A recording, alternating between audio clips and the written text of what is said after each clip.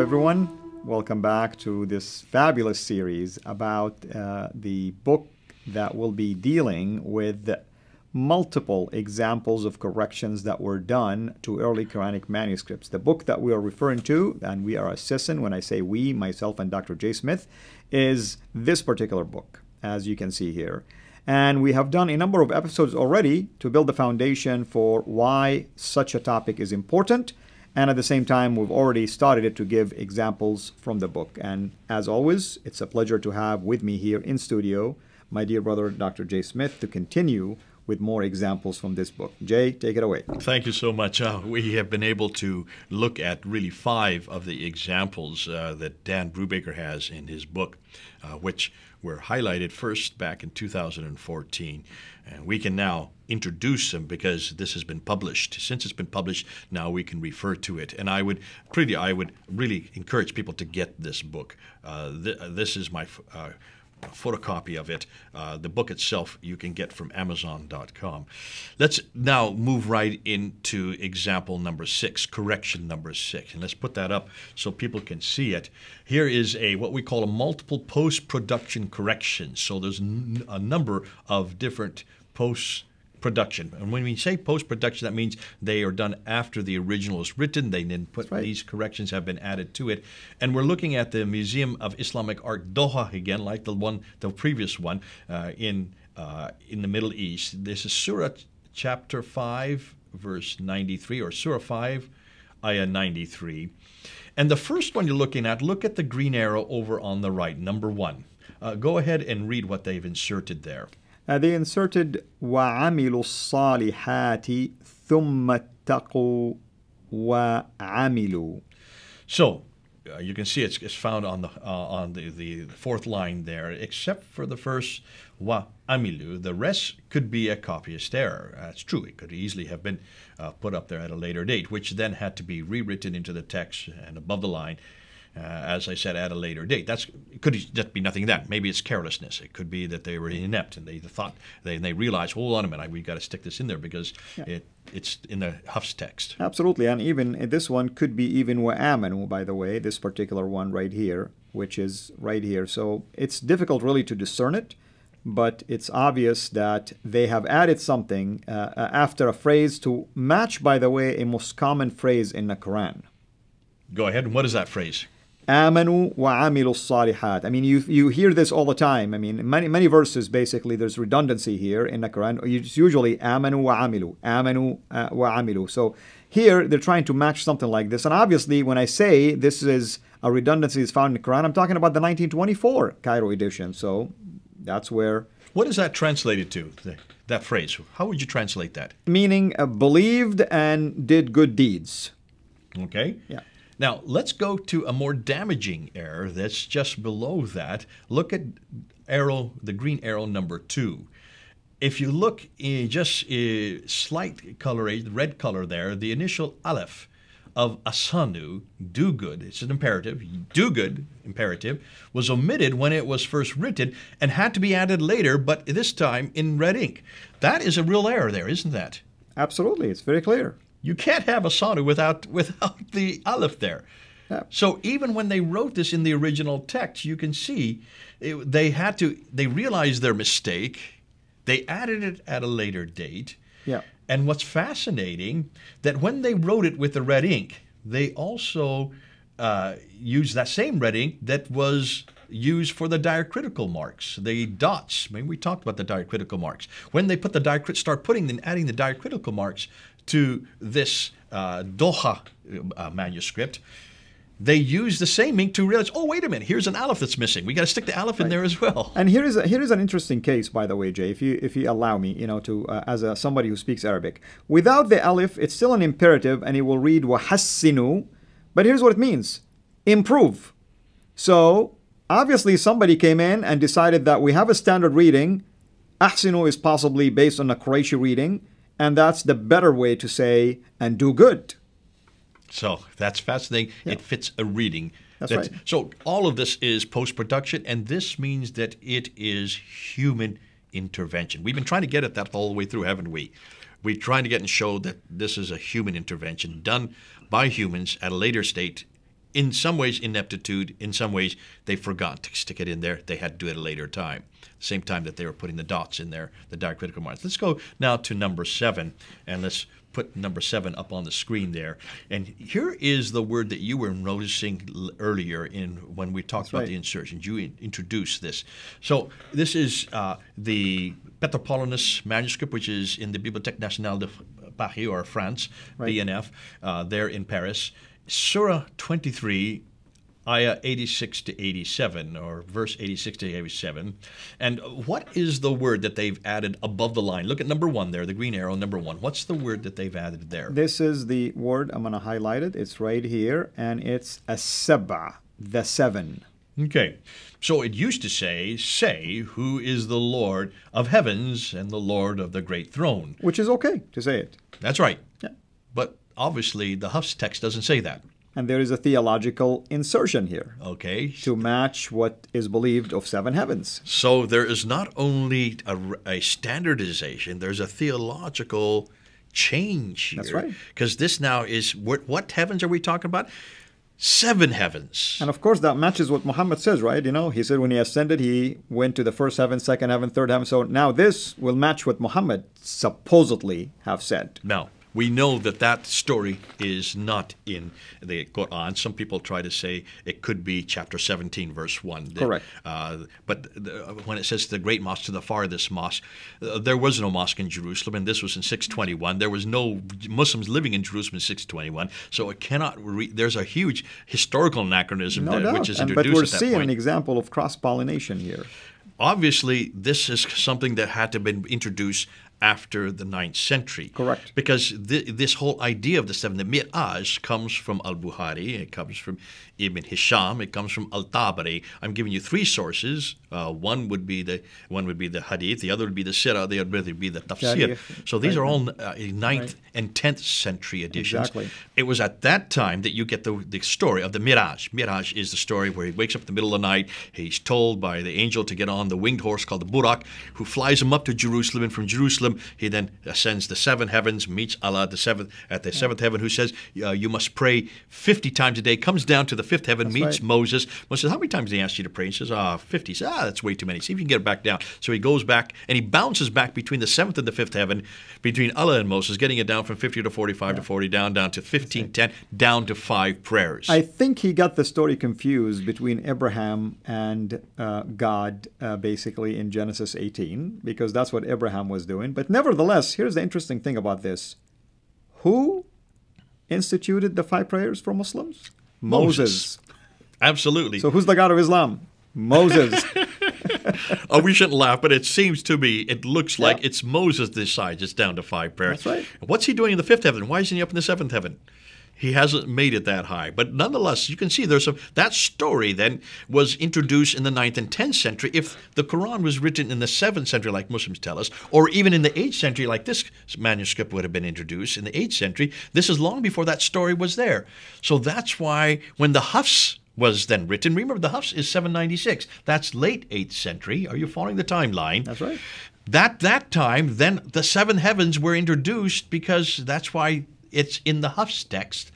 When they came to the Hafs text, they then had to introduce this. Well, the Hafs text only became standardized in 1924. So was this word introduced in 1924, or was it introduced in the 9th century? We know it couldn't have been there in the 8th century, because there were no 7 heavens in the 8th century. And let me emphasize once again, because we may have some Western audience who are familiar with textual criticism of the Bible, and they say, what's the big deal? So what? We do this to the Bible all the time. Thank you. You do this to the Bible, and the Bible survives, and no one here sitting in this room right now, or even outside of this room, saying that the Bible we have in our hand today is the exact replica or the original, and it matches what a copy that is existing in heaven. No one is making claims like this. This is significant because our Muslim friends are making these kind of claims. A book called the Quran, uncreated, preserved for all of eternity, basically, and it's an exact replica of supposedly something that was revealed 14 centuries ago. This is why it's significant. Okay, now we're coming to another problem. On the same page that we're looking here, I want you now to look back at this slide again, and I want you to look at number 2. Now, remember what I've been saying. Every one of these corrections, the first 6 that we've looked at, are standardizing to the Hafs text, standardizing to the 1924 text that was standardized in Cairo, then in 1936 in Egypt, and then in 1985 all around the world. That Hafs text became the standard. We're going to show you now where there's a correction that has been added at a later date, but it doesn't agree with the Hafs text. We're going the opposite direction. That's right. That's right. And let's look at number 2. Can you see that there is an aleph in front of lillahi, Allah's? That's right. And we'll show the people right now. This is it right here. This is the alif that we're talking about. Okay, he's just circled it in red. That's in chapter 23, verse 87. That aleph has been added. Note that it is written with a narrower nib. Sorry, it is written with a narrower, well, I can even know my English, narrower nib, proving it was added later by another scribe. So what's fascinating, yet this aleph is not found with the 1924 Hafs text, suggesting that the correction goes against the text. So here Absolutely. you have just the opposite of what we've been saying altogether. Here's one that whoever the scribe was that put it there, or what I would suggest is this was put in by a later scribe, thinking he thought that this should be there, and then mistaken in thinking it's the name of Allah, instead of saying for God, he made it to be with a definite article, Allah. The name of God. Yeah, the God. Instead of for God, it's exactly. the God. Now, it's obviously Hafs did not agree with that, and so Hafs never put it in there. That's right. So he didn't do any help. He didn't do any help to people, the Muslims who needed to make sure that this is standardized, because the standard text doesn't even have this. That is correct. So both ways, both adding so it's standardizing, or adding so it's not standardizing and going against it, you can see the difficulty here. Absolutely. Lovely stuff. Absolutely. Now, let us tell people what else is coming. We have now the next one, which is the slide number, or the problem number 8. Number 8 is Surah 4, Ayah 149. And this is the Petropolitan. This is the one that we've already looked at. In Paris, This right. is the one that François Doroche has done most of his work on. He's the one that is credited with doing the research on this. Absolutely. And he has a book, by the way, that he written. It's called Quran of the Umayyads, and he's done a fabulous job on this. Chapter 4, verse 149, Surah 4, Ayah 149. Why don't you read the original there? The original says, فَإِنَّا لِلَّهِ فإن الله عفوا قادرا فإن لله عفوا قادرا, which means so surely Allah forgiving, powerful. Allah forgiving, Yeah. powerful. You can see there's a problem there. And I think he meant غفورا فإن الله غفورا قادرا, So, Now, yeah. currently, it's the word Allah of 4:149 has been replaced with Allahu Kana, which means Allah is, employing an eraser and then overwriting it. So you can see the eraser underneath. If you look at it, it's very, very indistinct. Yeah. And I want to say again, I mean, the word also could be read afuwan, meaning forgiven, or ghafuran, so there's so many ways you can read this. So the is has been added there to make it grammatically correct. That's right. So here is where they have rubbed it off. I don't know what right. they had there to rub off. We can't. This is the problem with rubbings, with erasers. You don't know if there was a completely different word there. What we do know, though, is that Allah is has been added. Allahu Kana has been added. And this now agrees with the 1924 And I tell you text. why Allah was added, because it makes sense, because the way it's read originally, فَإِنَّ لِلَّهِ عَفُوًا قَادِرًا, doesn't make sense.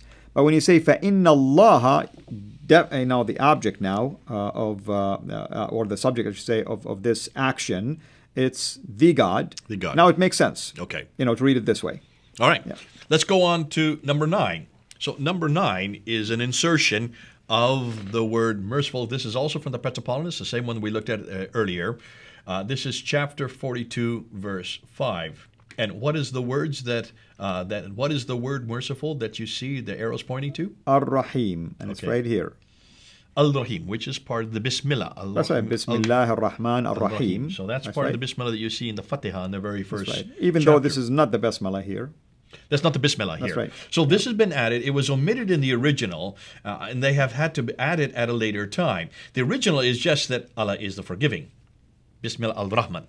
Yeah. Now, currently in chapter 2042, verse 5, it is now Bismillah al-Rahman al-Rahim. They had to add the merciful And because here, Al-Ghafur Ar-Rahim, which is also a standard reading, by the way. You find it a lot in the standard 1924 reading.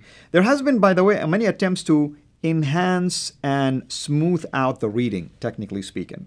well, in this case, in the Petropolitanus, which is dated to the early 8th century, That's right. evidently the merciful wasn't there. That's right. So the Bismillah is not the same Bismillah in the 8th century as it is in the Al-Fatiha, which, interestingly, the Al-Fatiha is also a later... In fact, this is one of the curious things that Al-Tikulich in them said. The Fatiha is probably the latest of all the surahs to be added.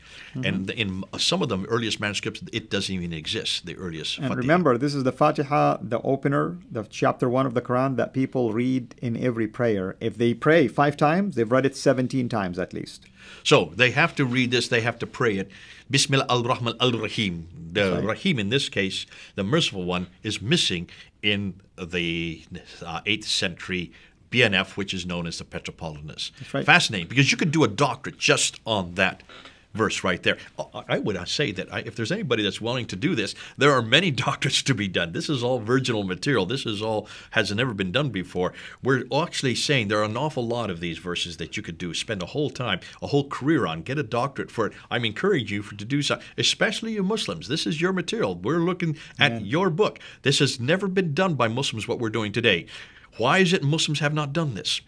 This is their book. Why haven't they actually showed and exposed these corrections? Why is it taking someone like Dr. Dan Brubaker to actually do all the hard work? Since all these manuscripts belong to you, Muslims. They're in your museums. They're in your libraries. Why does an American living in America have to go and actually unpack them? Does this not say there's an enormous lot of research yet to be done? And also, it tells us that you're being, I'm sorry to use the word, brainwashed not to think outside of an agenda that somebody is trying to force you to believe in. And even if you attempt, I guarantee they're going to tell you, oh, do you know how to read manuscripts? Do you know the Arabic of the Quran? Are you a scholar in it? And the list can go on and on and on. And yet you are a scholar, and you're getting your doctorate. By in the this grace area. of God, we want to do what is glorifying to our Lord, and we want to invite our Muslim friends to have an opportunity and a chance to be able to examine the things that we're sharing with them. This is public knowledge, by the way. This stuff that we're sharing with you, this is the book. You can buy it. You, as a Muslim, can buy it and go and examine it. I am doing a study, also another manuscript that many articles have been written on. There's another book on it by Asma Hilali, also deals with the Sana manuscript. You can buy it. Go ahead and buy these books and begin to do your own homework and study. We're available. You can always go to these series, write comments, email us directly, and we would love to interact with you. But to come and attack and claim that we are just fabricating things, it's just a weak argument because everything is available for everybody these days. Anything Great else? stuff. No, I think we'll when we come back in the next video, we're going to start with number 10. Amen. One of my favorites. Thank you so much, everyone, for watching us. And until we meet again, have a blessed day. Thanks for watching. Make sure to like and subscribe. Also, hit the bell so that you don't miss future videos. And please consider becoming a patron at patreon.com/Sira International. And together we can introduce Muslims to the gospel of Jesus Christ. Thank you.